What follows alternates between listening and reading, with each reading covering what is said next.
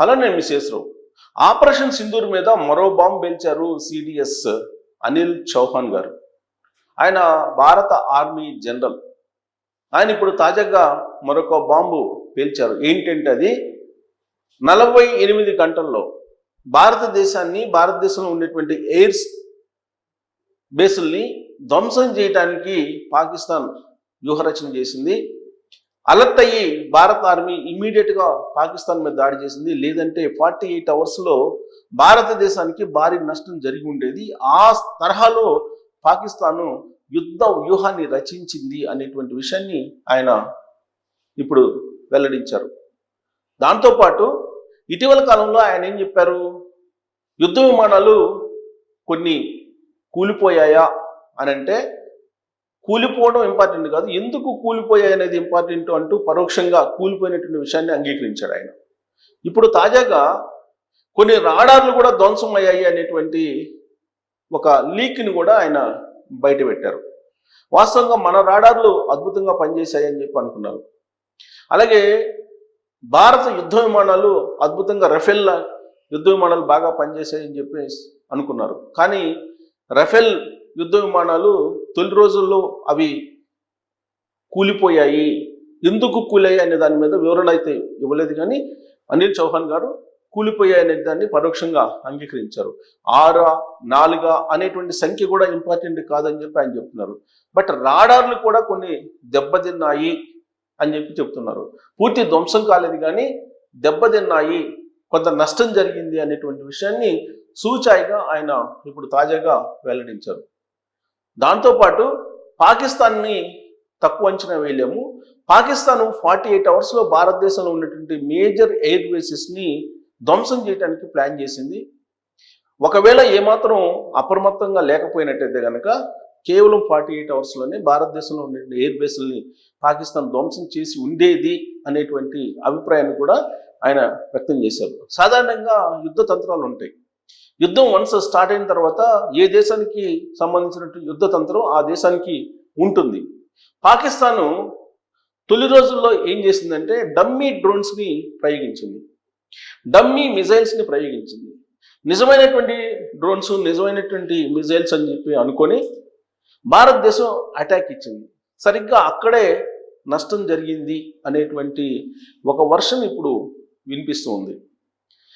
పాకిస్తాను రాడార్లు, అలాగే పాకిస్తాన్కి సంబంధించి యుద్ధ విమానాలు, మిజైల్స్ అవి చైనా నుంచి అలాగే అమెరికా నుంచి కొనుగోలు చేసినవి, అవి పనిచేయలేదు అనేటువంటి విషయం భారత ఆర్మీ చెప్తుంది. ఇప్పుడు తాజాగా పాకిస్తాన్ ప్రధానమంత్రి షహబాజ్ కూడా చెప్తున్నారు, చైనా మిజైల్స్ని నమ్ముకున్నాం, చైనా డ్రోన్స్ని నమ్ముకున్నాం, అందుకే మేము యుద్ధంలో నెగ్గలేకపోయాము, యుద్ధంలో మేము అపారమైనటువంటి నష్టాన్ని మేము ఫేస్ చేయాల్సి వచ్చింది అనేటువంటి విషయాన్ని షహబాజ్ పాకిస్తాన్ ప్రధానమంత్రి ఇప్పుడు తాజాగా వెల్లడిస్తున్నారు. భారత ఆర్మీ మొత్తం ఆపరేషన్ సింధూర్ సంబంధించిన వివరాలన్నింటినీ కూడా బయటపెట్టింది. ఫస్ట్ ఆపరేషన్ సింధూర్ 1.1లో 9 ఉగ్రవాద స్థావరాలని ధ్వంసం చేశాము అని చెప్పి చెప్పారు.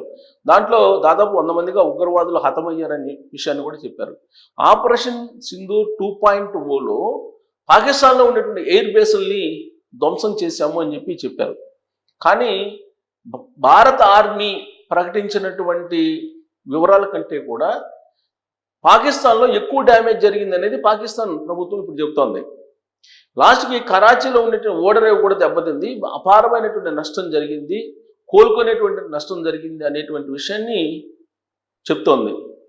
వాస్తవంగా పాకిస్తాను సామాన్యుల పౌరుల మీద దృష్టి పెట్టింది. దాదాపు 30 మంది పౌరుల్ని, సామాన్య పౌరుల్ని, భారత పౌరుల్ని చంపేసింది, పొట్టను పెట్టుకుంది.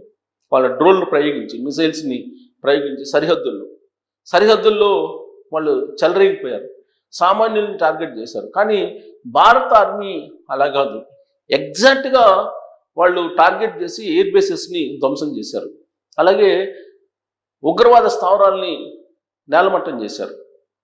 ఇది భారత ఆర్మీ యొక్క నైపుణ్యం, భారత ఆర్మీ యొక్క సామర్థ్యం అని చెప్పి నిరూపించింది భారత ఆర్మీ. కానీ పాకిస్తాను ప్రపంచ దేశాలకు ఇప్పుడు ఏం చెప్తోంది, భారత ఆర్మీ పౌరుల మీద కూడా టార్గెట్ చేసింది, పౌరులను కూడా చంపేశారు అని చెప్తున్నారు. వాస్తవంగా భారత ఆర్మీ చెప్తున్న ప్రకారం పాకిస్తాన్కు సంబంధించినటువంటి 4 యుద్ధ విమానాలు, 1 పౌర విమానం, కొన్ని ఎయిర్ బేస్ల్ని కూల్చేసామని చెప్తుంది.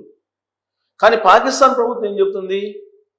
భారత ఆర్మీ చెప్తున్న దాని ప్రకారం కాదు, అపారమైనటువంటి నష్టం జరిగింది, అణ్వాయుధ స్థావరాల మీద కూడా దాడి చేశారు, పౌరులకు సంబంధించినటువంటి ప్రాంతాల మీద కూడా మిజైల్స్ని ప్రయోగించారు, అపారమైనటువంటి నష్టం జరిగింది అనేటువంటి ప్రచారాన్ని ఇప్పుడు పాకిస్తాన్ ప్రభుత్వం చెప్తోంది. సో భారత ఆర్మీ మాత్రం అఫీషియల్గా వాళ్ళకు ఉన్నటువంటి సమాచారాన్ని వెల్లడించారు. పాకిస్తాన్కి సంబంధించిన యుద్ధ విమానాలను కూల్చామని చెప్పారు, ఒక రాడార్ని కూల్చాము, ధ్వంసం చేశామని చెప్తూ ఉన్నారు. ఇవన్నీ కూడా S-400 రాడార్ ద్వారా మొత్తం టార్గెట్లను లక్ష్యంగా చేసుకొని దాదాపు 400 కిలోమీటర్ల దూరంలో ఉండేటువంటి టార్గెట్స్ని ఎగ్జాక్ట్గా కొట్టేశాము, ధ్వంసం చేశామని భారత ఆర్మీ చెప్తోంది. కానీ దీన్ని మరొక కోణంలో పాకిస్తాన్ ప్రభుత్వం తీసుకెళ్లేటువంటి ప్రయత్నం చేస్తూ ఉంది. వాస్తవంగా పాకిస్తాన్ ఆర్మీ తొలి 48 అవర్స్లో భారీ ప్రణాళిక రచించింది. భారతదేశాన్ని ప్రధానమైనటువంటి స్థావరాలను ధ్వంసం చేసేందుకు ఇమీడియట్గా అప్రమత్తమైనటువంటి భారత ప్రభుత్వం, భారత ఆర్మీ వాళ్ళకు సంబంధించినటువంటి ఎయిర్ బేస్ని, తర్వాత ఉగ్రవాద స్థావరాలని ధ్వంసం చేశాయి. ఎగ్జాక్ట్గా లక్ష్యాన్ని మాత్రమే టార్గెట్ చేసి, అంతే తప్ప పౌర సమాజం మీద ఎలాంటి ప్రభావం లేదని భారత ప్రభుత్వం చెప్తోంది, భారత ఆర్మీ చెప్తోంది. కానీ దాని భిన్న కోణంలో పాకిస్తాన్ ప్రొజెక్ట్ చేసే ప్రయత్నం చేస్తుంది ప్రపంచ దేశాల ముందు, అంతర్జాతీయ సమాజం ముందు. దానికి కారణం ఏంటంటే ఇప్పుడు పాకిస్తాన్కి సింపతి కావాలి. ఆ అంతర్జాతీయ సమాజం నుంచి సింపతిని గెయిన్ చేసుకొని తద్వారా IMF ద్వారా ఫండ్స్ని భారీగా పొందాలి అనేటువంటి ఆలోచన చేస్తుంది.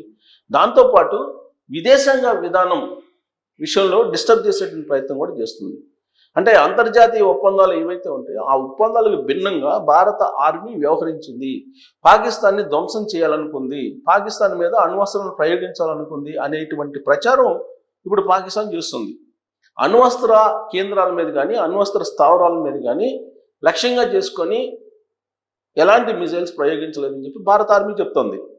ఆ దిశగా అసలు ఆలోచించలేదు, ఆ దిశగా యుద్ధం చేయాల్సి వస్తుందని కూడా ఆలోచించలేదు, వస్తుందని కూడా భావించలేదని భారత ఆర్మీ చెప్తోంది.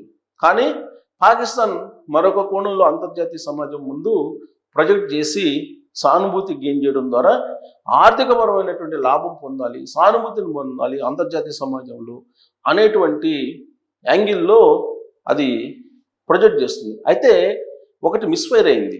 పాకిస్తాన్కు సంబంధించిన షహబాజ్ ఇప్పుడు తాజాగా చైనా రక్షణ ఆయుధాలను కొనుగోలు చేసి మేము నష్టపోయాము అనేది చైనాకి భారీ నష్టం కలిగించేటువంటి అంశం. ఎందుకంటే భారతదేశం పైచేయిగా నిలవడానికి కారణం రష్యా అందించినటువంటి S-400 రాడార్. దాని ద్వారానే పాకిస్తాన్ ప్రయోగించినటువంటి డ్రోన్స్ని కానీ, మిజైల్స్ని కానీ ఎక్కడెక్కడ ధ్వంసం చేయడంతో పాటు లక్ష్యం దిశగా ఎయిర్ బేస్ని కొట్టేసింది భారత ఆర్మీ. సో రష్యా తయారు చేసినటువంటివి బాగా పనిచేసాయి, చైనా, అమెరికా పాకిస్తాన్కి ఇచ్చినటువంటి రక్షణ ఉత్పత్తులు పనిచేయలేదు అనేది చాలా క్లారిటీగా ఇప్పుడు ప్రపంచ దేశాలకి పాకిస్తాన్ కూడా చెప్తోంది. సో దీంతో ఆపరేషన్ సింధూర్ కారణంగా బాగా గుడ్విల్ని నష్టపోయింది ఎవరంటే చైనా. సో పాకిస్తాన్ చైనాని డ్యామేజ్ చేస్తుంది. మరి ఇప్పుడు ఆ ప్రభావం చైనా మీద ఏ విధంగా ఉండబోతుంది, పాకిస్తాన్ ప్రచారాన్ని చైనా ఏ విధంగా తిప్పికొడుతుంది, 48 గంటల్లో నిజంగానే పాకిస్తాన్ ఆర్మీ టార్గెట్ చేసి భారతదేశంలో ఉండేటువంటి ఎయిర్ బేస్లను ధ్వంసం చేయగలదా? ఈ విషయాన్ని ఇప్పుడు భారత ఆర్మీ జనరల్ అనిల్ చౌహాన్ గారు ఇప్పుడు బయట పెట్టారు. మరి ఈ బయట పెట్టడం వెనుక ఉండేటువంటి ఉద్దేశం ఏంటి అనే దాని మీద మీరు కామెంట్ చేయొచ్చు. Thank you.